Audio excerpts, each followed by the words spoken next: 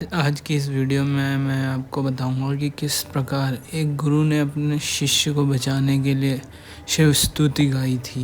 तो ध्यान से सुनिएगा। रामचरितमानस के उत्तरकांड में इसका वर्णन है। काकभूषणी जी गरुड़ जी को अपने पूर्व जन्म की कथा सुनाते हैं। तो वो कहते हैं कि जब उनका कलिकाल में जन्म हुआ था तब वो बहुत वर्षों तक अयोध्या में रहे। एक बार वहाँ अकाल पड़ा, तब वे विपत्ति के मारे विदेश चले गए। वे कहते हैं कि हे सर्पों के शत्रु गरुड़ जी, सुनिए, मैं दीन, मलिन, उदास, दरिद्र और दुखी होकर उज्जैन गया। कुछ काल बीतने पर कुछ संपत्ति पाकर फिर मैं वहीं भगवान शंकर की आराधना करने लगा। एक ब्राह्मण वेद विधि से सदा शिव जी की पूजा करते, उन्हें दूसरा कोई काम न था।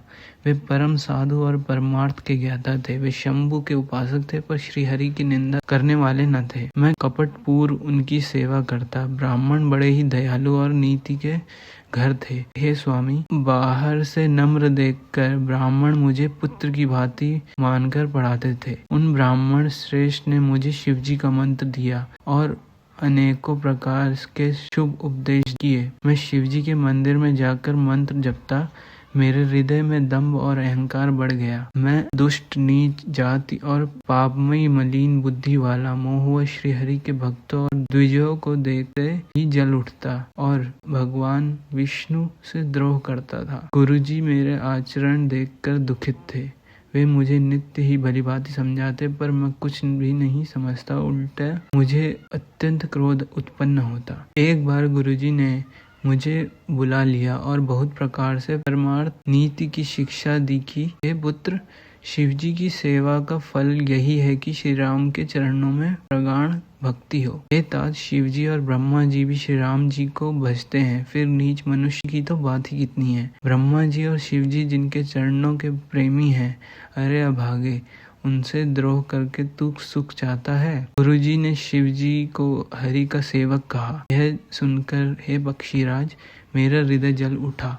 नीच जाति का मैं विद्या पाकर ऐसा हो गया जैसे दूध पिलाने से सांप। अभिमानी, कुटिल, दुर्भाग्य और कुजाति, मैं दिन रात गुरुजी से द्रोह करता। गुरुजी अत्यंत दयालु थे, उनको थोड़ा सा भी क्रोध नहीं आता। मेरे द्रोह करने पर भी वे मुझे बार बार उत्तम ज्ञान की ही शिक्षा देते थे। नीच मनुष्य जिससे बढ़ाई पाते हैं, वह सबसे पहले उसी को मारकर उसी का नाश करते हैं। हे भाई सुनिए, आग से उत्पन्न हुआ धुआं मेघ की पदवी पाकर उसी अग्नि को बुझा देता है। धूल रास्ते में निरादर पड़ी रहती है, सदा सब राह चलने वालों की लातों की मार सहती है, पर जब पवन उसे उड़ाता ऊंचा उठाता है तो सबसे पहले वह उसी पवन को भर देती है और फिर राजाओं के नेत्रों और किरीटों मुकुटों पर पड़ती है। हे पक्षीराज गरुड़, सुनिए, ऐसी बात समझकर बुद्धिमान लोग अधम नीच का संग नहीं करते। कवि और पंडित ऐसी नीति कहते हैं कि दुष्टों से न कलह ही अच्छा है न प्रेम ही। हे गोसाई, उससे तो सदा उदासीन ही रहना चाहिए। दुष्ट को कुत्ते की तरह दूर से ही त्याग देना चाहिए।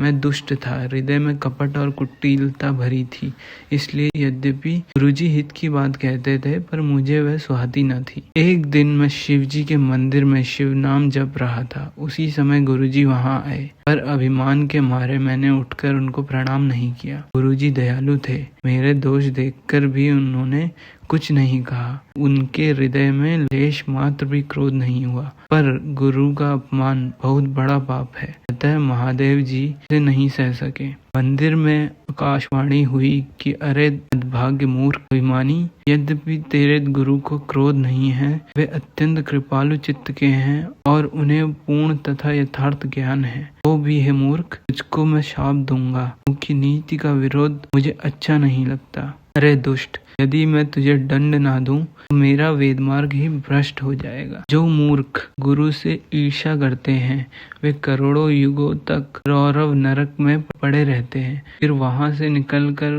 वे तिर्यक, पशु पक्षी आदि योनियों में शरीर धारण करते हैं और 10,000 जन्मों तक दुख पाते रहते हैं। अरे पापी, तू गुरु के सामने अजगर की भांति बैठा रहा। अरे दुष्ट, तेरी बुद्धि पाप से ढक गई है, अतः सर्प हो जा और अधम से भी अधम इस अधोगति सर्प की नीच योनि को पाकर किसी बड़े भारी पेड़ के खोखले में जाकर रहे। शिवजी का भयानक शाप सुनकर गुरुजी ने हाहाकार किया। मुझे कांपता हुआ देख उनके हृदय में बड़ा संताप उत्पन्न हुआ। प्रेम सहित दंडवत करके वे ब्राह्मण शिवजी के सामने हाथ जोड़कर मेरी भयंकर गति दंड का विचार कर गदगद वाणी में विनती करने लगे।